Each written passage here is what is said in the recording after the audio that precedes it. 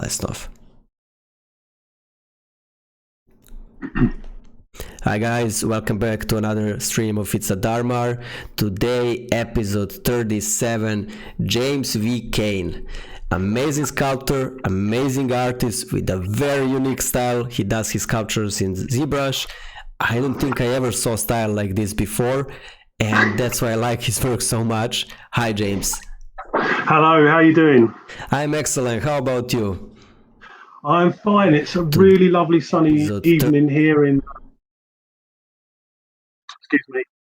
Okay. Yeah, done. Sorry. Yes, it's a lovely sun. It's a lovely... just the sun's just going down here in my part of the world. It's a really nice, warm summer. Almost, it feels like a summer day actually over here down in the southeast of England. So yeah, everything's going really nicely. The summer has started, but we are in the prison. That's how it goes. we can look out and only just, we can almost touch it. But luckily I've got a nice garden, so I'm awesome. I'm in a flat. I envy you a little bit because you have a garden. I'm in a freaking flat, so I'm sitting in the room all the time. How are you spending this time while the corona is here? Did anything change specifically, or everything's the same? Because we artists are always stuck at home. It's funny. Lots of people have asked me that recently, and I'm thinking something must have changed. But I can't. No. So the answer is no. I mean, it's funny because there's two levels, isn't there? There's a personal level and there's a professional level. I mean, personally, yeah, of course I can't go out. So things like going down the gym, going shopping, all of that I can't do. Although we're allowed to go out, it's advisable not to. And I'm asthmatic, so I'm probably a bit more vulnerable than others. But on the professional level, it's funny because in the collectibles industry, there's a lag anyway. You're normally working a year in advance of what's being released. So none of it's hit me quite yet professionally either. So so I guess the answer is not a lot's changed, mate. Same here. I think that the game industry, toys collectibles, I don't know, but game industry, VFX, I have a feeling that it's gonna bloom after this, and I'm not joking. Like, everybody's playing freaking games now. Every game is breaking a record, I think so. I think there's so many. I mean, I can really, really see that, and I know a lot of my friends working in games are working their asses off. So it's quite interesting time to be a creative. I guess there's a lot of question marks over not now, but maybe next year. Because at the end of the day, if no one has any money to spend, then no one will be around to play games. So there's a lot of question mark sort of around that. And so when you apply that to collectibles, I guess there's heavy links to China, of course. Yeah. As you well know, mate, because I know you've been making your own stuff over there. And so what happens with that whole deal? I mean, a lot of people, I know Japan, for example, has been telling its companies to move out of China today or this week. Yeah, I heard that they're moving out. What's happening with that? Yeah, I don't know. And so this is the thing.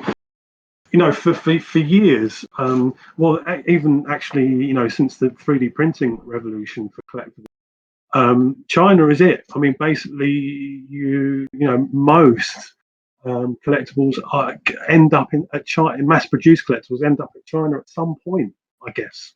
Not all of them, but quite a big deal of them. So I mean, I was in Japan in February. With a very well-known Chinese manufacturer, and we were looking at all the official hall, and this is at Wonderfest in Tokyo, which is massive, and it's got one massive hall dedicated to official merchandise. And we're walking around, he's saying, yeah, we made that, we made that, we made that, we made that, and it's just like, wow, I tell you what, tell me something that you haven't made. Yeah. Tell me something that you didn't create. Is there anything? Exactly. So yeah, I think there's a massive question mark over that, mate. I don't know. Part of me wants to feels like production in itself, in and of itself, has not been valued as much because we see it as a cheap thing. It's a cheap, we chuck it to China and then they produce hundreds of these things. And so I guess that kind of, perhaps that's removed something of the craft. I don't know, and maybe that will move back in. So more handmade stuff, more artist-made stuff. Part of me wants to think that will be it, but I don't know. It's interesting times to be alive. It's strange thing how some things that you think will never come back, they always come back, and you have a feeling literally that the world and present, future, past is spinning in the circles. That's the feeling I have. Like same with fashion design. You look at the things and you're like, man, this was in 70s. My mother wore this. It's just updated a little bit. It's just updated a little bit. It's crazy how it spins in the circles. It's the same with the art in the industry that we are, as you mentioned now. Yes, it does. Things move. I mean, I was actually a graphic designer before I even looked at illustration or sculpture. So, and when you think what happened in the 80s to graphic design, basically, I mean, I actually worked with an old school typographer who would work with a leading set, and he was basically apprenticed when he was being taught, and so he would actually lay out all the lead letters on the leading. And then, like, if he got something out, the guy would just come along and wipe it all off, and he'd have to start again. So it's very interesting seeing the evolution of something like the design industry, because it's slightly older than, of course, what we do, and how drastic the changes have been. Because all of a sudden you had Letraset, which were like the little transfers, and then like almost immediately after you had the Mac, and then everyone switched to the Mac. Everything went digital. And everything changed again, and so it's this constant evolution, and it's very much in the domain of the digital arts. It's constantly evolving. It's an interesting. Been very interesting to watch it happen. Yeah, and you mentioned you studied graphic design and you worked in graphic design. How did that happen? How all of us start with graphic design or think about it and then move to this? I don't know. How did that happen? Can you tell us a bit about that? I mean, I think I really, when I came out of school, I mean, I failed at school miserably. I've been very blunt about that in the past, but I failed quite badly at school, and I kind of was left. I mean, I loved computers. I loved playing computer games and all of that, but it didn't take me. It didn't bring me anywhere particularly. I ended up as a dead end after school, and so I worked at McDonald's. And then I ended up working for a coffee company in Dartford, which is actually a little bit south of London. So it's on the Thames, but it's actually east of London. And it was basically, I wouldn't call it a dead end job. To be fair to those guys, they took me on, and they basically gave me a job at a time when I wasn't worth much, to be honest. I tried to go to university, but I guess I wasn't mature enough to go anywhere with it. So I was at a dead end, and these guys took me on. So I was in the warehouse packing coffee, and they basically said, look, if you've got computer skills, and they weren't a big place. They had about 5 people in an office in the warehouse, and they said, like, well, we don't need much computer, IT. We don't need many IT services, but if you can help us, that would be great. So I said, yeah, great. And then what actually happened, Darko, was I had like lunch free, and then I didn't know what to do with myself. Like most of the other guys that were on the industrial estate went down the pub, but I was never a big drinker. So it's funny, I've always found ways to entertain myself, whether it's reading a book, playing a computer game or whatever.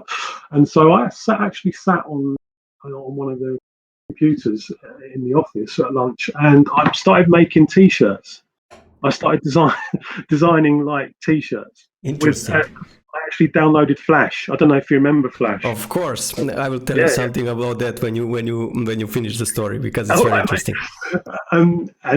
So I actually started designing T-shirts, and I was like, wow, this is like I really enjoy this, and of course, I mean, again, to the people that I was working for, to their credit, like they saw that and they were like, well, we need all this design work doing. Would you mind? Would you like to have a go?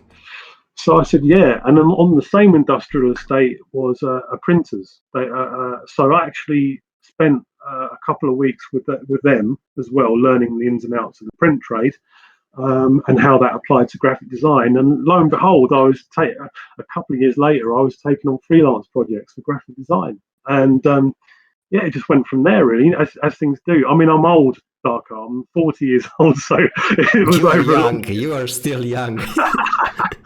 and, I'm so soon 32. I'm soon 32. you're a spring chicken. You're a spring chicken. So yeah, it was over a long period of time. But then it got to a point where I was like, I really shouldn't be working sort of this place. It's a dead end, really. With all due respect to them, because it was a nice company, they were nice people, but ultimately you have that thing. Everyone has that thing at some point in their lives, at the back of their head, saying you're not in the place where you're supposed to be. And so I had the opportunity to study at art school, and I took it. But And I went sorry for interrupting. I want to ask you something very yeah, interesting, sure, yeah, because many people have a problem choosing their career and path and going somewhere and trusting their body and instincts. What yeah. made you choose? You were on this job where everything was cool. Did you hesitate to move for first and then you moved, or how did that move go? It's very difficult to describe, I guess. We are again. We were talking 15 years ago, but yeah, it was necessity. At least at the time, I guess that's what it felt like, necessity. Like I didn't have a choice either. That was it felt like, well, it's funny because when you're that young, when you're a bit younger, like you always think, oh, this is the last chance I'm ever gonna get. Well, of course, as we know, like there's plenty of others, but you just have that immediate feeling. And that was what I had. It was like, well, I could keep working here and I could spend another sort of 10 years here. And not, it's not that I wouldn't amount to anything, because I've done manual labor jobs, and I don't want to look down on people that do them, because there are normally other aspects to people's lives as well that people that do. But for me, it just was not. It just was not working, and there's that immediate thing in my head saying, "Got to do something about it now." And if you don't do something about it now, you'll be stuck. And that was it, really, basically. So yeah, it was necessity in my own in my head, and at least. Yeah, something pushed you in that direction. First, you were next to the computer that had the graphic design on it. The pieces Yeah, the puzzle started to fit in the places.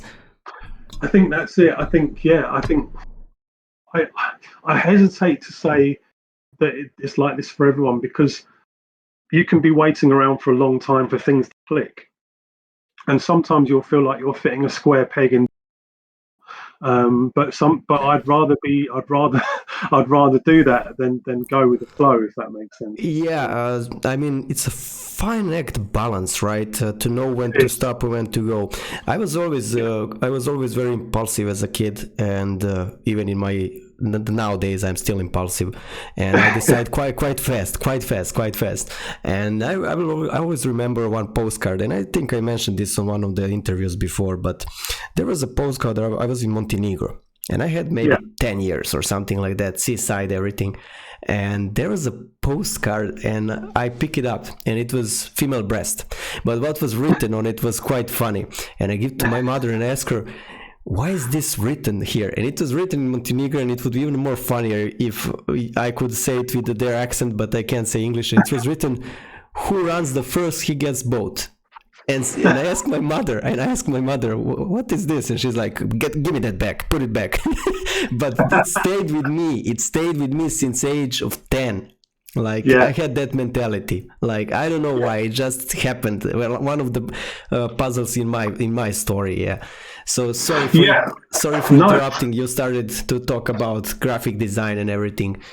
no, that's fine. I think, yeah. So I went back to art school, really, and uh, I spent 4 years there. Well, I think it was, yeah. I spent 3 years there, and then I stayed on another year to do some teaching assistant stuff there as well. So that Mhm. was fun. I studied illustration, So it was quite a traditional kind of art school, or traditional in the sense that of typical UK art school, very up itself, very like you couldn't mention American illustration because they were 10 years behind us and all that stuff, stupid. Mm. But actually, that I because I was 25 at the time, so I kind of managed to sponge up quite a lot of stuff. And I was kind of a bit more older and mature than a lot of the other students.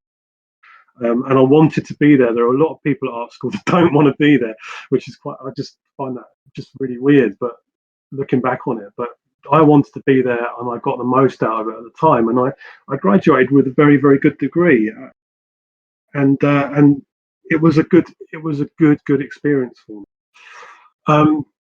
But when I came out, of course, as a lot of people that have gone to art school know, you kind of get dumped. It's like, well, here's your degree, now fuck off and Yeah, let's literally, my literally. friends go and find some work, and it just doesn't work. It doesn't work like that because the creative industry is very, very experience based, and the chances of you getting work as an illustrator straight off the mark are so slim. You need it. I know people that took them 5 to 10 years to start getting work as an illustrator, and the Yeah. reason there's so many of them, and it's very competitive. So all the experienced guys get all the work, and that's the way it is. So you have to persevere. But I never really felt like that illustration was it for me. I learned quite a lot doing it, but it got to the point where I'd lost the passion for it. So I remember I was on holiday at the time, and I was like, well, what am I going to do now? And I actually made the decision to start learning 3D software Mm. because something that I had actually taught it at art school. I taught Cinema 4D, and a very basic form of it. I actually taught because basically I would do this sort of job like every week where a local school would bring in their sort of fifth formers or whatever, and they would sit in the computer lab, and I would teach them how to make Star Wars vehicles in Cinema 4D and make them fly around the screen. Awesome. And yes, which was always good fun. And of course, I brought a teacher with them as well, so that I didn't have to be crowd control or anything. I just sat there and so I'd had a bit of experience with 3D software, and I was like, well, perhaps that's something I need to look at. And I started to sort of burn through all the Maya and 3D Studio Max tutorials. But I guess what really clicked with me, and funny enough, I dropped it, and I took the job that I had before those people, the warehouse job. I wasn't working in the warehouse; I was just doing design. But I was back at that place again. Oh my God, life getting you Exactly. back. Yeah, oh my Yeah, God. yeah, exactly. So, and then I picked up Zbrush, and again out of desperation, really. And it was like, wow, do you know what? I wasn't going anywhere specifically.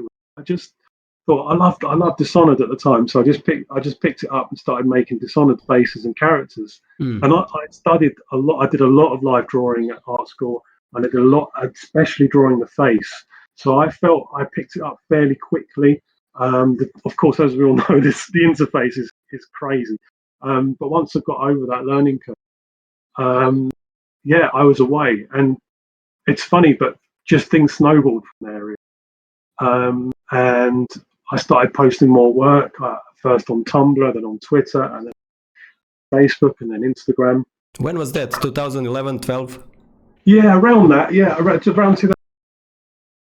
And then it just started kicking off, and then as a lot of people who do what we do have, I got an email from Jaime Labelle saying, put your work up on Zbrush Central. And of course, again, like a lot of people, I'd shied away from it because the standard's very high. And of course, you don't, as soon as you put your work out there, you feel like, oh, like people are judging you and all of that. And so I actually I didn't ignore the email, but I said, yeah, and left it. And he actually sent me another email back saying, put it up. So I put it up. It went top row. And yeah, things, and I think that was the boost I needed. And then I started getting freelance work after that, not directly after, but pretty soon after that. And then I thought, well, because I've been freelancing design, I kind of knew a bit of the ropes about freelancing. I was already set up to work as a self-employed person over here. So yeah, literally, I hit the ground running with it, basically. And that was, yeah, as you say, I think 2013, 2014, I think, something. Yeah, can you imagine 6 years ago? That was 6 years ago happening. I know. That's terrible. but what I love about your work, and I already told you this, I'm a huge fan. You have very specific style. It's completely different from anything I see done in ZBrush. Starting from the how you use brushes, to how you use the light, to how you use. It reminds me of some people, but it's totally different. So, what made you make this kind of style? What do you think influenced you to become? Because style is something everybody wants. Everybody wants to have a style that will shock the world, but not many people get their own style. It's funny. It's like, do you ever, Sorry, you there? Yes, I'm here. I'm still here. Can you hear me? Yeah, I can hear you. If you've ever been into a public toilet and then you walk out and you've got that bit of toilet roll stuck to your foot, okay, and you can't get it off. Yeah, that's what style is to me. but toilet paper is annoying when it stuck to the leg. Get off. Get off. Yeah. I honestly, I couldn't shake it off even if I tried, and that's the best way I've got of describing it. But I'm not trying. Why would you try to shake it off? It's brilliant. Yeah, well, here's the thing: when you start getting, I'm going to lose it now. What about the next thing I'm going to do? Is it not good, or is it going to be a different style or whatever? And you have this weird thing, well, at least I do in my head, where I'm like, oh my god, I've got a style, I don't want to lose it. And so like you spend a lot of time sort of, no, get off, and sort of think, well, I'm going to forget about the fact that I have got a style and just do what I want to do. And actually, it's funny because in doing that, you become a very honest artist. I'm very, very honest with myself in my work. And if I want to do something, I'll do it. And if I want to add a plane somewhere, I'll do it. I'm not questioning, I'm just doing. And I think there's something quite liberating in that for me. At least that's the best way I can describe it. Yeah. It is funny. It's a very it's a very, very hard thing to describe. I'm not really trying to do it, I guess. So it really makes me laugh when people say, "Oh, you've got such a distinct style." I guess the other thing is that I spent a lot of time at art school studying people like Leyendecker, Norman Rockwell, artists like Dulac as well, illustrators, and when I look at my work, I see little bits, things I've borrowed from them, and they can be tiny little things or they can be massive. So like the El Dorado, the guy on the horse I did, that was directly inspired by a Dulac illustration. And, I've just, from there, you just let your interest drive you, really. And I've been on ArtStation for a long time now, and I've met a lot of the artists on there personally, which has been an absolute pleasure. But I do not look at ArtStation for influence at all. And that's a big key thing for me, because I feel like if I did that, I would just be engaging in a massive game of Chinese whispers with everyone else. Yeah. So that is the big key for me. I've got my own interests. I love history, I love mythology, and I let those drive what I do, and not let other people influence me, I guess.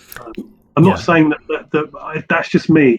Other people, I mean, they can do what they like. It's a free world. But I think I quickly realised that I needed to do my own thing, and that's what I enjoy most, actually, as well.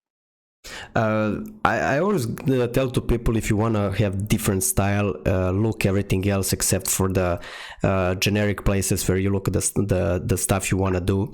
I always said that even about car design. You want to design a cool car, don't look at the cars. Don't look at the cars. Like that's how it goes. You need to look at something completely different. And you now confirm that you like to read, you like history, or like other stuff. And, and that's always cool. But this shader of yours, it's so good, man. It's so good. Like, it's so good. What was the inspiration for it, if we may know? Literally, do you know what? The other one thing that I like button. So, I guess because I know my uncle was kind of like a engineer. He had that kind of background, and I like to pick things apart. I like to understand what's going on underneath. Like I'm building Star Wars kits as well at the moment, so like I like building things. I like nice, and so for me, it's part of it. You know, the shader that's part of the individuality of. It's funny because, of course, it's pretty standardized, right? I mean, everyone's got the same keyshot software. I'm not using any different software, so I guess I just like to play around with it, like with unique way of doing stuff, really. And so playing with the shader tree. Before keyshot, I was using Modo as well, and I love I'd love to get back into Modo actually, but it's just not practical at the moment. But that just playing around with the settings, the shaders, this, and coming up with some interesting stuff. I see. The shaders look. Keyshot is a beast. Keyshot can turn out some really, really good renders. I always tell that to people. Like, yeah, definitely. Well, it's also very well. You've got the bridge from Zbrush, so you can get some very nice sculpture and worry about. Getting all your maps sorted out. I remember in 2014 when I didn't have a bridge or something like that, and I had to export all the heavy polygons to. Oh my god! Everything and it was. It was destroying literally my creations. Like I was like, what the hell is this? You know, bridge is one of the best things they put out for a long time. So yeah, you went to Zbrush Summit, right? I did. So I think that was the first one. 2017, and that was because I was to sculpt off. And that was, I mean, I remember I was actually in a restaurant in London, Gabriel, and he was like, I was like, oh, I just sort of jumped out of my chair. I was so excited. How was that experience when you went there? It mixed in a way, because firstly, I've always been had difficulty traveling, always had difficulty doing stuff on my own. So even at the age I was when I went, I had limited experience traveling. So the prospect of going to LA on my own was quite a daunting one. But again, like that thing of going back to art school, sometimes you just feel like you've got to push yourself to do it. So, and that's exactly what I did. I pushed myself to do it. I did everything. I mean, basically, as you know, they don't. You have to pay for everything yourself. You have to basically organise everything. All you've got to do is turn up, and then they sort you out. But yeah, so you have to organise your hotel and your flights and all of that. So I had to do all that on my own. Did that. I went on my own. I didn't know anyone at the time. I bumped into a few people on Facebook, but that was it.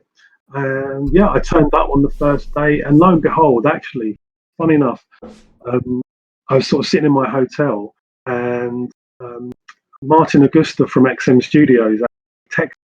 I said, "Oh, where are you?" And I said, "Oh, because we were there like a couple of days early." And he said, I said, "Oh, I'm at the Ramada on the Strip in West Hollywood." And he said, "Oh, we're only up the road." He said, "We'll meet you down at the Starbucks in the corner." So the first day I was there, I was hanging out with the guys from X Studios, which was fantastic, and what a bunch of nice guys they were. Really, really down to, really lovely. And it went from there really. And you just, like, as we said before Darko, most people in the industry are very open, very friendly, and it's almost like coming home. Actually, fun enough, going to the summit, because a lot of people know each other, but everyone's so accepting of new people as well. Yeah. So yeah, it's a very good experience for me. When you come to any festival, you recharge your energy. I always tell that to people. It's quite refreshing. We sit a lot at home, and most of us don't have friends that do the same, like art or stuff like that. And you are isolated from. And then you come to, for example, Trojan Horse, THU or IFCC, and there is 500, 1,000 people around you that do the same. And you're all. It's like a cultural shock, literally.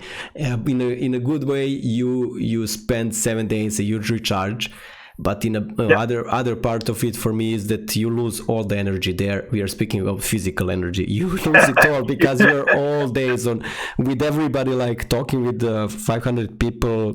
It exhausts you. It exhausts you. It takes all of your energy. Because we're introverts, right? Or a lot of us. Yeah, I'm definitely an introvert. So all of a sudden you're in this situation, kind of almost extroverted, not by choice, but all of a sudden, like, you're in this place where people know who you are and they want to talk to you, and it's it's just it was just very refreshing, you know. I can't remember a single time in my life outside of graduating art school where that was the case. And yeah, it's very, very flattering that people want to get to know you, and fun as well. And it was definitely, I think that was definitely a high point going to LA that first time. And I met some fantastic people. I mean, two of whom are some of my best friends, Martin Verhoeven and Brett Briley, who I started a mini business with a couple of years ago. And they're very, very good friends, very, very dear friends of mine. Martin is a horrible man. I met him. He's a horrible man. Nice. He's a great guy. I always had this image of Martin, right, turning up to his kids' school in a Ghost t-shirt, and like, picking up his kids, and all the other parents sort of social distancing from him, you know. Yeah, but Martin, I met him in Playgrounds Berlin. Very cool guy. He was also on the stream, and I love talking with him. Good choice to make a job with him. He is very calm, and you know what shocked me about him? I was like, what the hell is this? He was showing me there was a vacuum stand there, and everybody was drawing. Like 7 vacuums, and everybody was drawing there. And I approach and I want to draw in ZBrush. I pull, but I don't have my config. And my config is completely different from a normal ZBrush. So if I don't, and I'm like, I can pull a single edge. I look like somebody who never drew in his life. Like, I'm okay. And Martin comes, and he's looking at me. He's like, have you ever drawn in ZBrush? And I'm like, of course. And he's like, I don't have config. He's like, I don't have config. I use a regular one. And I'm like, man, I hate it. How can you work without a freaking config? Like, it speeds up process 10 times. He loves rubbing it in as well. He'll be like, yeah. Sod off. I don't like him. But yeah, I think he made a freaking dragon. He made a freaking dragon in 2 hours without the config. It makes me sick. And honestly, he's terrible. But yeah, he is the fastest sculptor I know. He can iterate through very quickly. Can you imagine if he had a config? Yeah, exactly. Actually, I think it would probably hinder him more than anything. He's so used to the vanilla ZBrush now. But that is his config, if that makes sense. He was ZBrush was made for him. Yeah, exactly. Yeah, exactly. He was a test subject when they were creating ZBrush. Exactly. I think it's funny meeting someone like him. We are in creatively, although we like the same things, sometimes our creativity aligns, if that makes sense. We are artistically completely opposites in the way we go about it. So yeah, it's funny, isn't it? They always say opposites attract, and it's kind of true in that sense as well. In that, you know, he's probably. I'm trying to be fair to you now, Martin. Sorry, mate. He's probably the most impatient artist I know, he likes to get in and get his hands dirty straight away. Mm. I won't say Martin's not methodical in his own way, but I'm like traditionally methodical about the way I do things. You think of the process, how you're gonna go. Exactly. And I guess I do a lot of mincing around and getting all my reference together, trying to get, maybe do a few little tiny sketches to get an idea. And just, I wouldn't say it's procrastination. I guess that, to coin a phrase, I guess it's creative procrastination, because I know that the more I do of that, the more groundwork I do, the better my work's going to be. Yeah. That's just the way I work. But Martin's got a fantastic creative ability to just bash out an idea very, very quick. And that in my personal work, at least, that's something that I don't enjoy particularly. Funny enough, I've done, over the last couple of years, I've done work for concept work, basically maquette style work, where I have to bash out stuff. I have to bash out different variations on a face, for example. Yeah. For an animation or for whatever, and very much concept style work, I guess, a sculptural concept. I can do that professionally, but I really, really struggle to do it in my own work. I guess it's not struggle, but I just don't enjoy it as much. For me, when it's a concepting stuff and when you're working to produce something new, cool design, I can bash it, not a problem. I can go from 0 to 100 in a second. But if I continue doing that, everything starts looking the same. Yeah, because your brain starts being used to, same as other muscles. It's just a muscle that moves, and it starts doing that kind of stuff at the same. So for me, it's always exploration, and the more I do it, the better. And while I was working on the book, I haven't explored that much. I had a big visual library and everything, but I haven't, and I can't wait to come back and start sketching in my sketchbook, like mini stuff, so I can evolve my style even more. Yeah, and that's something I'd like to add. I know it's bad, and if I get a lot of questions from saying, "What should I do?" I said, "Well, you should be sketching. Start sketching, getting your ideas down." And of course, I'm not practicing what I preach, so I definitely would like to go back. I think one of my favourite ZBrush artists at the time is Cedric from Chaos Masons. He's my favourite artist. I actually had the pleasure of meeting him last year at the summit. Really nice guy, but such a talented guy as well, and very much like Martin. They're very similar artists, actually. Just iterate through ideas very, very quickly, and it's something I've always really, really admired. I'd love that talent, but unfortunately, I realised I don't have it. So you got to focus on what you're good at, I guess. Improvisation, but Chaos, Cedric, and Marco. Like, oh my god, one day. They're at a different level, definitely. I always wonder, do they ever sleep, or they just hold the mouse while they're sleeping, or what's happening there? They did look very tired, actually. Yeah, I can imagine. Like, they do everything. They do organic, they do hard surface, they do, I don't know what, like from mud, they create stuff, like literally, I'm not joking. I never saw that much creativity in one profile. Their creative range is absolutely a lot. It's very difficult to find similar sculptors in the industry that have that sculptural range that they do. It's very, very admirable. They also do everything: concept art, toys, 3D prints. They do everything. Like, what the hell? Yeah, it is crazy. Like, we did try and find out what their secret was, but they were very tight-lipped, so it didn't have to persuade me. There must be some plant that they are eating or something like that. Chaos plant, something like that, Actually, I must say, Marco is a very good teacher as well. I did the workshop he did like a hard surface workshop. Yeah. I have their tutorial, Gumroad one. He's really good. He's so good at teaching as well. So I picked up quite a lot of stuff from him. I'm sculpting. I don't know if you saw last year. Did the Batcave for XM. I saw that. That's insane. That was the next subject that I wanted to talk about. Sorry. No, don't worry. So that was a big help in that hard, because I do hard surface is fun as well. I do have a bit of fun with it too. I wouldn't say it's my speciality by any means, but I do like to kind of try it out every now and then. But where is that post with the Batman? You didn't post it. Ah, okay. It's not, no, because it's not finished. It was literally on my Facebook page somewhere.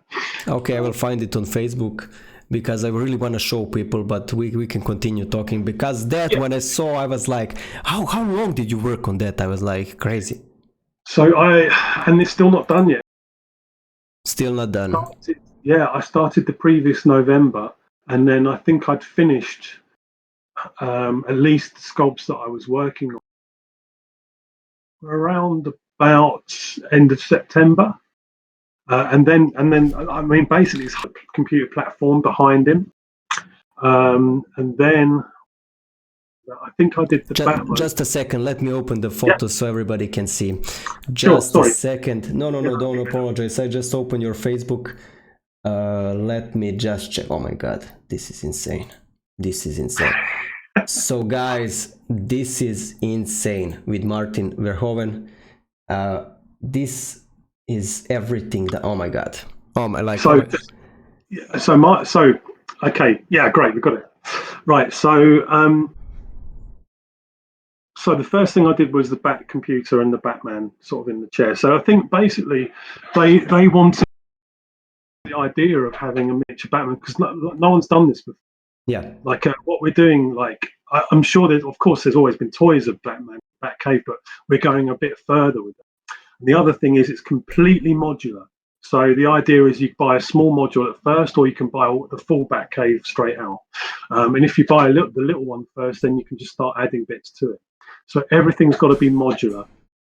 It was designed 100% in Zbrush using Booleans. So I didn't use any other software for it. So the first thing I did was, I can remember now. So it was the Batman and the in the chair and the computer, and then I did the armory, which was where all the bat suits are, on the right there with all the little suits in the tubes. And then I did the trophy room, and that's where Martin thankfully helped me out. He designed the T-Rex for me. And then I did the Batmobile, and then I did the actual cave. Now the cave was interesting.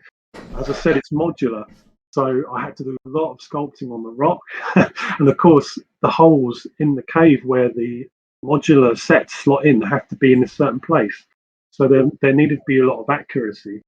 I think the big problem with this whole piece, and something that we had to solve at the start, is of course everything's got to be to scale. And that was the most difficult thing to do, and something I got wrong at the start. I knew I'd get it wrong. It was one of those projects I had to play devil's advocate a little bit with, get it wrong and then figure it out. And once we'd figured it out, a massive respect to Martin Gustav for his patience with me on this. We managed to figure out like a 50 by 50 unit, 50 by 50 millimeter unit. And once you had that in the scene, then we had a scale that we could reference across tools, across ZBrush tools. So that was how we did it. And it was a lot. Like it's a whole scene. How many polygons does it have? That's my first question. Oh yes, the crunch. Together, I would say we in that. But here's the thing. Wait, you stopped. I didn't hear. Sorry, there's something. Sorry, mate. Right, the key bit. So I reckon altogether, I think 300 to 400 million. 300 to 400 million. How does your computer pull out all of that polygons? It doesn't. It doesn't. But here's the thing. I think this is where Booleans were key, because I knew that was not possible at first. It's not possible to make this stuff just using the traditional ways. So actually there's a lot of Booleans in there, and of course you can Boolean low res stuff. So the things that are hard surface are polymodeled and Boolean together, so they are actually have less resolution than a Dynamesh object would. So in that way we were able to dodge a lot of the polygons. But of course, everything will probably have to be Dynamashed at some point to actually print it. So I would say, all in all, if it was without booleans, you'd be looking at 300, 400, 500 million at least. The cave alone is at least 150, 160 million. And how were the rocks done? No. Let me ask you first. Let me first ask you about the car, because I'm a car guy, so I need to know this. I know. Yeah. So how was the car sculpted? Do you do Z-remesher, or everything's done from the Dynamesh? So basically, I start with a block, like literally. I think I used a Q cube, and then I'm getting a good shape with the poly modeling tools, and then I'm starting to cut into it with booleans. Cut in, and then getting the shapes, adding more shapes in, taking more out, adding more in, taking more out, and keep doing it until you get the shape that you want. You basically is the best thing I ever learned, and I learned this very early at art school. You start small and end big, and it's the same. It's that principle is a key principle to art for me, at least.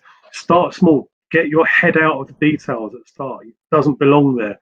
Start getting the basic shapes down, and move in gradually. Be patient with yourself. Be patient with the project, and it will all come together. And that's how the Batmobile came together.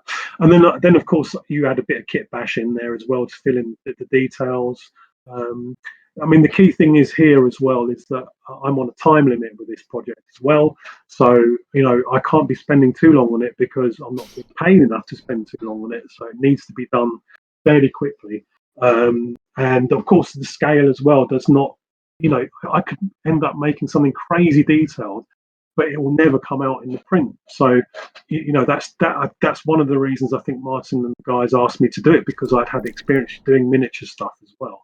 So I had a little bit of an idea about what producing the scale and what wouldn't.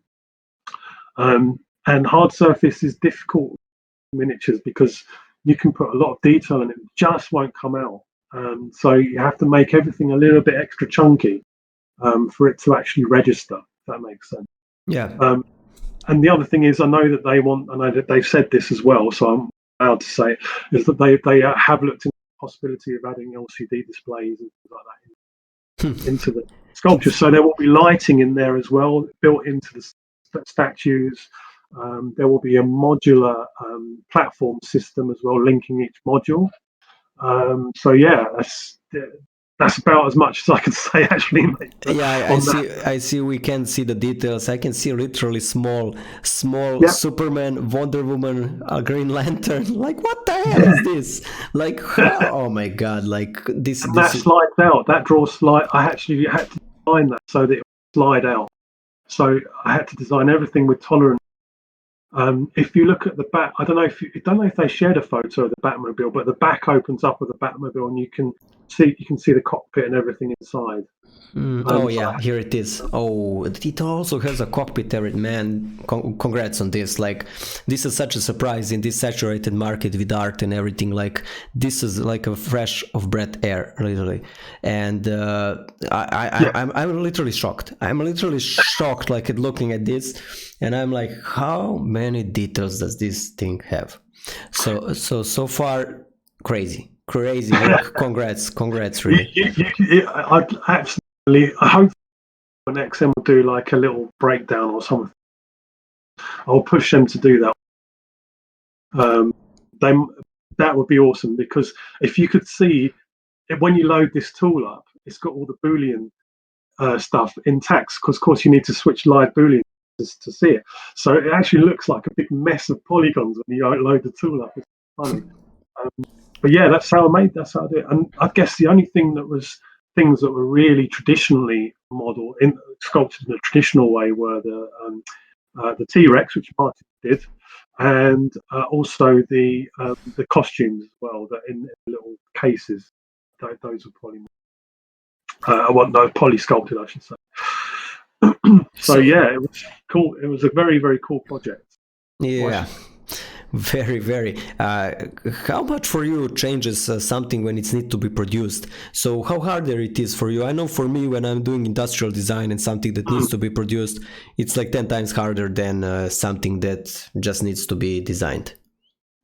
Yes, of course. So I think, well, as you say, it's another level because you can go how you, I guess to phrase, you can go off piste a little bit with this stuff, and you can sort of go mental with the design. But the reality is, this has to be approved by DC at some point down the line. So if you do go off piste, then you will have to go back and redo stuff if they don't approve it.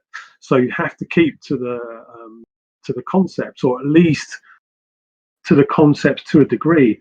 And this is the problem, you see, because of course the 2D artist will not have.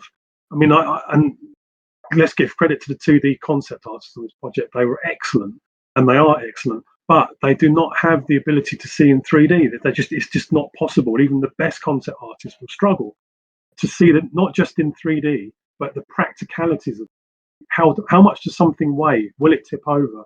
You know, all of this sort of stuff. You don't have to think about that when you're drawing something. As a sculptor, you have to think about this stuff. And you also have to be able to apply that to the concept and meet the concept halfway on something. So yeah, it's another added layer to the design process. And there is a bit of backwards and there, for example, in terms of the Batmobile, they wanted I know the initial design was that the cockpit the actual canopy would slide forward, but it's very, very difficult to engineer something sliding forward across a bonnet that's very detailed. So actually the solution was to pull out the back, which looks fine. I think it looks great. But it's just one of those things that comes up in the design process where you think, well, if you were doing a big Batmobile, probably you'd have options. But the reality is, it's very small. So if you were to engineer some grooves in for the cockpit to slide forward, then those things would be pretty big, and it would ruin the design of the front of the vehicle. So it's all little things like that you just, even the best concept artists can't think ahead like that. That's your job as a 3D artist to make it practical. And yeah, it's another level. I think everybody who studied before 2015-16 still has that mind where things need to be functional. There was a period on ArtStation when everybody was photo bashing, but not photo bashing in a good way, like Machi Kuchiara and others. They were taking pieces and slapping them on each other, melting with each other, and I was like, this is not art, this is not design, this is nothing. And I always advise people that something needs to be functional. Like if you don't create functional stuff or producible stuff, that for me, I don't know, it's not good. It's not good. I mean, I think, and like I say, to the XM Studios concept, they once we've got a rapport, I actually, because at the end of the day, I've got to meet them halfway as well. They that's part of it. We're a team. Like they're not just throwing it at me and I'm going away and doing it. There's some backwards and forwards going on, and that's key. It's a key in any project. You're part of the team, especially on a big project like this. And so you can't go in with a massive saying I'm going to sculpt it all the way I want to do it. You just can't do it. yeah. And so the concept guys are great, and as you say, they had a great idea of functionality and everything. But you, as a 3D artist, had the added advantage of making it 3D and seeing everything from the back, from the front, every single angle. And that's where you've kind of got to, again, you've got to meet them halfway and get something accurate to what XM want, but also, come up with something practical and also add something of yourself in as well. A piece of yourself. Exactly. Yeah. I want to know what kind of, I know there is no magical brush, but what are your favorite brushes to use in Zbrush? Oh, I guess by far and away it's the Damien Standard. It's just a magical brush for me. Yeah. And then Trim Dynamic maybe, then Clay, and then Clay Builder. And like those sort of brushes are kind of the core of what I use. Maybe a little bit of Inflate, but probably I know Martin uses Inflate quite a lot. It's funny because I've kind of got this blind spot to it. and I tend to focus on those, the previously mentioned brushes, really, and that's kind of it. Yeah, one of my favorite brushes is Pinch. That's one of my Oh favorite. yeah. Do you know what? I've only just started. I'm doing a lot of unfortunately, and it's useful to pinch the ends of the hair sometimes. Yeah. Brush is For pretty hard cool. surface, it also works brilliantly. Makes hard shapes. Yeah, and that was the great thing about taking Marco's course, actually, workshop, because he uses brushes like I use smooth all the time as well. Like I'm smoothing stuff out because I wasn't smoothing it. Like Marco didn't touch smooth a lot Really? in the process. Yeah, and I'm looking at it. I'm thinking, wow, this guy works completely differently. So it's fantastic to What the see. hell does he use if he doesn't use smooth to? Oh, sorry, Marco. I can't remember. But yeah, it was fascinating to watch. Really was. Now I need to know. I will send him the message. Like Yeah, I need to know. but I was like, I actually. You there, James? Yes, I'm there. Sorry. Something happens with your tone, and like you just stop in the middle of the conversation and you continue Oh, towards later. So I sorry don't know, about is it a filter or something on the microphone? No, it might be that I've got it like it's got like an auto volume limiter when someone else is talking, maybe. So Ah, okay. So that's the problem. Okay. No worries, everything good. I just I saw that you stop from time to time, just disappear. Like so I'm showing at the moment Sky, is that the name? yes, So yeah. how long does it take you to make a sculpture like this? That was I. So I was asked this in a previous interview, and I felt when I watched it back, I felt like I didn't make myself clear enough. So when you're describing how long, and this is a professional job, so I will describe as professional. Um, when you're doing professional work, you have to think in units that a client will understand. So for me, that unit is 8 hours. So although I might have worked 3 hours one day on it and 2 hours on another, I still have to describe them as 8 hour days. So it all adds up to days. So I think probably 2 or 3 8 hour days on. 2 or 3 days and you create this. Yes. You're insane. You and Thanks. Martin need to hang out more. Like 2 or 3 freaking days and you create this. Oh my god. Oh my god. Yeah, Like and that's usually produced over a week. You see, so that's what I mean. Right? It's difficult to describe because like I'm not working on this whole that like consecutive hours in a day. I work 3 hours in the morning one day, and then I'll work on something else. Especially if the deadline's a couple of weeks away, there's no point in bashing it all out. I might as well wait, and then I'm only charging them for 3 days, so that's the key thing. But if the deadline's 2 weeks away, I can spread it out a little. So I find that's the best way working for me, especially if I've got several projects on the go. And the reality is, in the collectibles and miniatures world, is you can't really take on jobs and space them out. You have to, a lot of these deadlines, they kind of overlap. So you kind of have to space your day out around these projects. And I mean, normally I'm working on 2 or 3 things at the same time. So at the moment, I work on one big statue and maybe 2 things at the same time. That's about my capacity at the moment, I guess. you're quite fast. You're quite fast in a good capacity, really. Oh my god, Oh, this I mean, this to be fair, this is kind of a bread and butter sculpt for me as well. It's why I specialise in sort of posed figures like that, and I found that I can bash those out fairly quickly to a fairly good standard. Hard surface is another thing though. Like if someone asks me to do a hard surface character that fast, then I'm a little bit slower.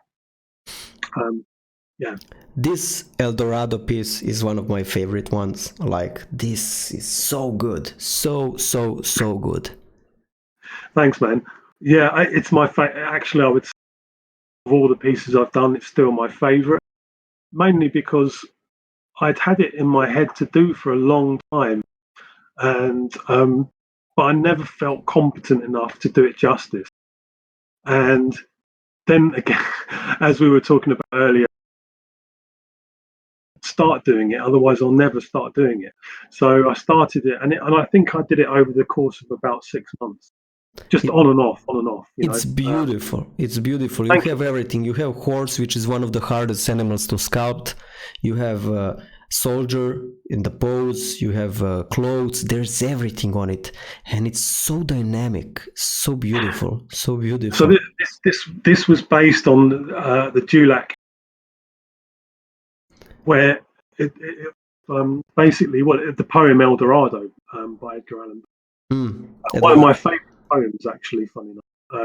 And I mean, Dulac's illustration is a knight, classic. It's kind of a classic knight on a horse. So basically, I looked at a lot of classic sort of paintings. I'm a big fan of classic art anyway, and it was one of those drawings or illustrations. I was like, I have so much to say within that piece. I can repurpose my own ends, and still make it mine.